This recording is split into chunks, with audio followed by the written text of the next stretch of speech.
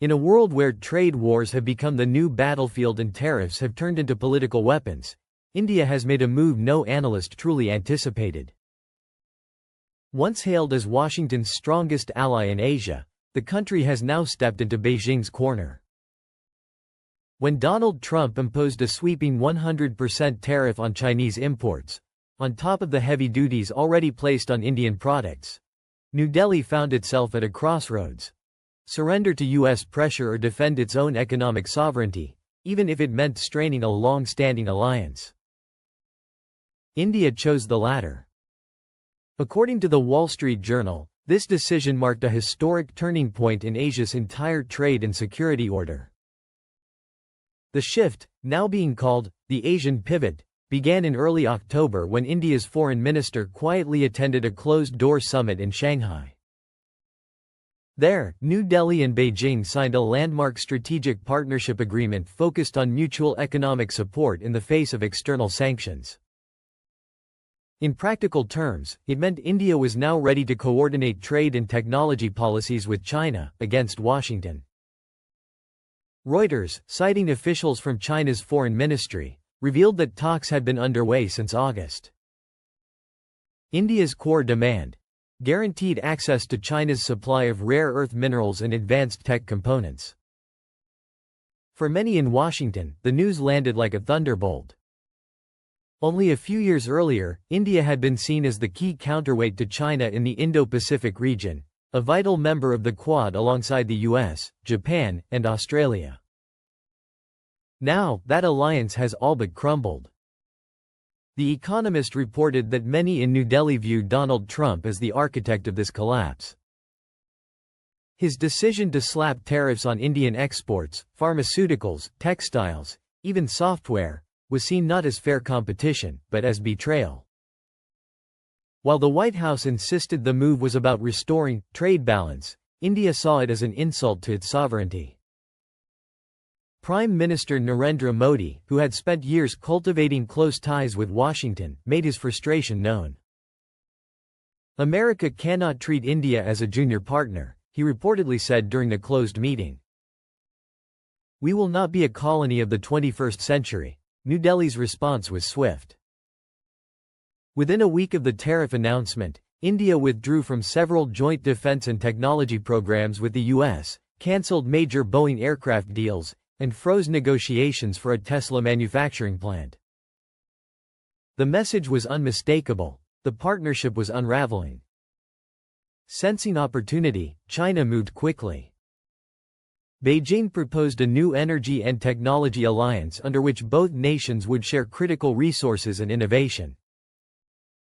The day after the agreement was signed, Xi Jinping and Narendra Modi held a historic video conference, discussing cooperation instead of conflict. China pledged over $80 billion in investments, including new lithium processing plants, solar facilities, and electric vehicle component factories in India. Nikkei Asia reported that the cornerstone of the pact was a clause guaranteeing mutual economic assistance in the event of pressure from third parties. Behind the diplomatic language lay a blunt truth: India had just sided with China in its trade standoff against the United States. In Washington, shock quickly turned into alarm. A Brookings Institution report concluded that U.S. officials had underestimated the depth of Indian nationalism and the country's pragmatic approach to global politics. Unlike Europe, India does not rely on America for security. It has its own military, a strong economy, and a population larger than any other democracy. And now, that democracy has decided its future lies closer to Beijing than to Washington. Markets reacted instantly. The Indian rupee strengthened, the Chinese yuan stabilized, and U.S. stock indexes slipped into the red. For the first time in 2 decades, investors began redirecting capital en masse toward Asian markets, convinced that the future of global growth had shifted eastward. Back in Washington, political chaos followed. Members of Congress accused Trump of shattering decades-old alliances through reckless tariff diplomacy.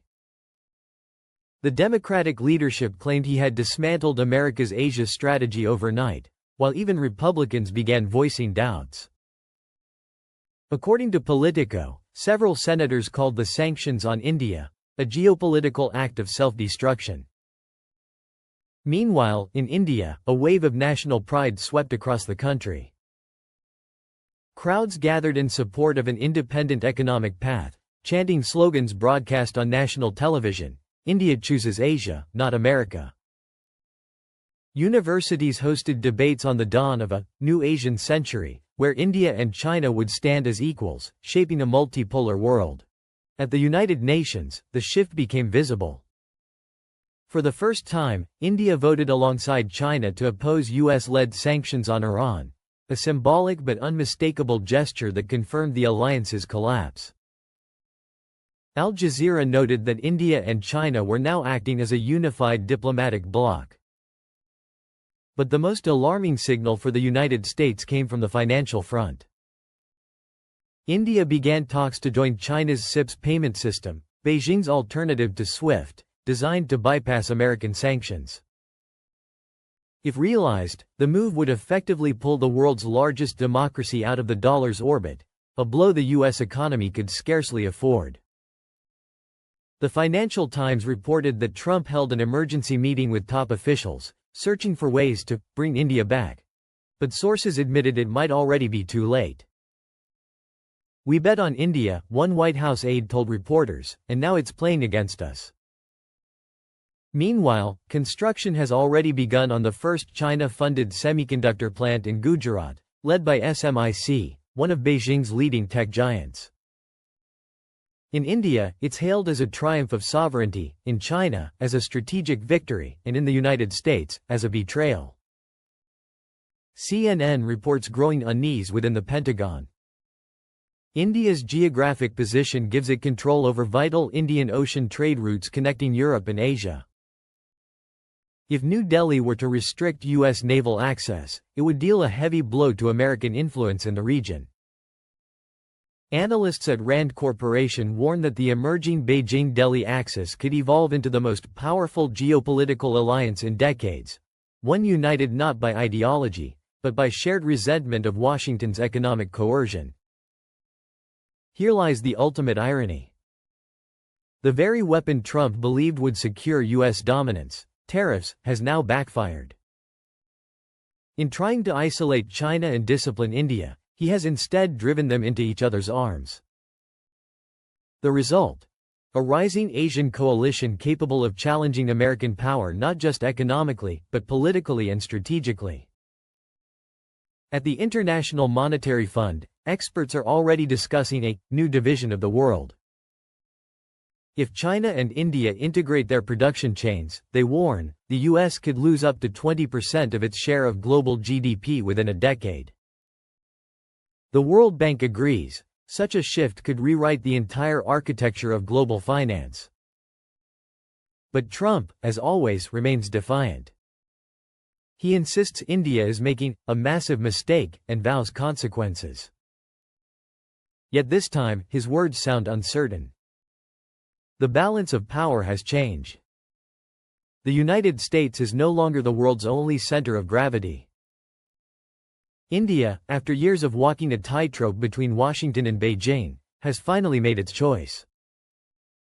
As Asia Times concludes, the world is entering a new era, one of dual East, where China provides technology and India provides manpower, markets, and legitimacy. The Financial Times calls it a historic inflection point, the moment America's dominance began to fade, and a new order rose in its place. The age of Western rule is giving way to something profoundly different, a century shaped not by Washington, but by Delhi and Beijing. A century born not from treaties, but from tariffs, the spark that ignited a geopolitical revolution.